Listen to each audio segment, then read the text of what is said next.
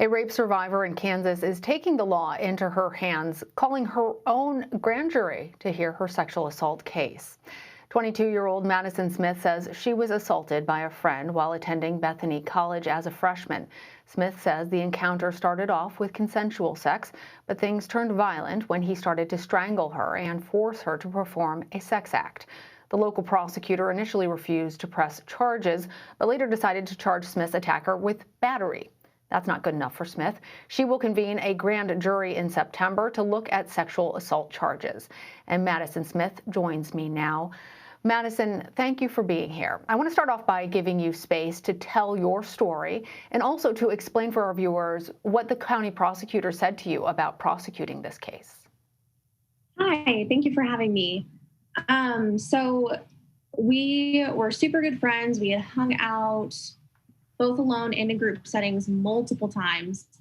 I mean, we hung out 3 or 4 times a week, and we were in the laundry room doing laundry, and he's asked me if I wanted to go to his room, and I said, yeah. I didn't think anything of it. I've been there before, didn't think it would be a big deal, and we started talking about our futures, started to talk about where we wanted our lives to go, and he started talking to me, and we started having sex, and that was consensual. And then he began strangling me and slapping me, and that was not consensual. And when I tried to grab his hands off of my neck, his grip got tighter around me. So I genuinely thought that I was going to die. And the only way I would leave that room was in a body bag.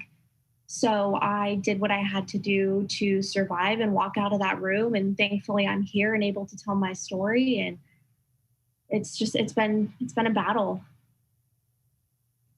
No, and that battle, I understand, was made worse when you tried to get the legal system involved. What did the prosecutor say to you? The prosecutor initially asked to speak with me alone and without my parents, which I didn't think anything of it. The first thing he told me was that this was not a rape case. It was just mere immature sex, because I didn't verbally say no while I was being strangled. I was very upset and angered by his response because I felt like I wasn't heard. I wasn't believed by the one person who really could fight for me legally. And I was baffled by what he said to me, but thankfully we are here today and we're telling our story and getting the good word out there. What is the process that you are undergoing right now to call your own grand jury? And I understand you also had to get hundreds of signatures on a petition. Explain all of this for our viewers. So we found this law through help from Justin Boardman. He is helping us just fight the system and try to get me justice. And so what we had to do was go around and collect signatures to convene a grand jury, which ended up being 329 signatures. This process was very difficult, very grueling, but we did it with petition drives and just going door to door and just texting people, asking if they know of anybody that will sign our petition. And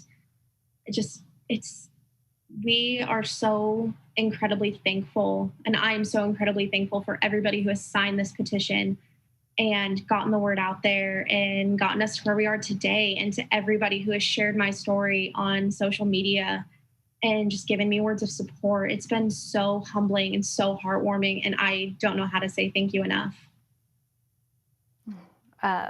Madison, it's a powerful story that you are able to face the legal system, find that you're not getting justice, and try and pursue your own route to justice. But I just have to ask, as I'm seeing those pictures of you, in front of strangers in many cases, telling about your story. What was that experience like the very first time you were telling somebody what happened to you and trying to get them to sign a petition? It was very difficult to have to tell the story over and over and over again, especially to strangers who had no idea who I was. And it got easier a little bit each time. But in the moment, it's so difficult. But we had to keep the bigger picture in mind and remember that this is for a good cause and we're doing this to hope to make a change. And part of that larger cause, I'm wondering, how has your experience taught you about how the legal system handles sexual assault cases? And as I understand it, the grand jury will be convening, but they may decide that there is or isn't enough evidence to move your case forward. In either case, how do you hope that your story is going to impact other victims who may be afraid to speak up and get help?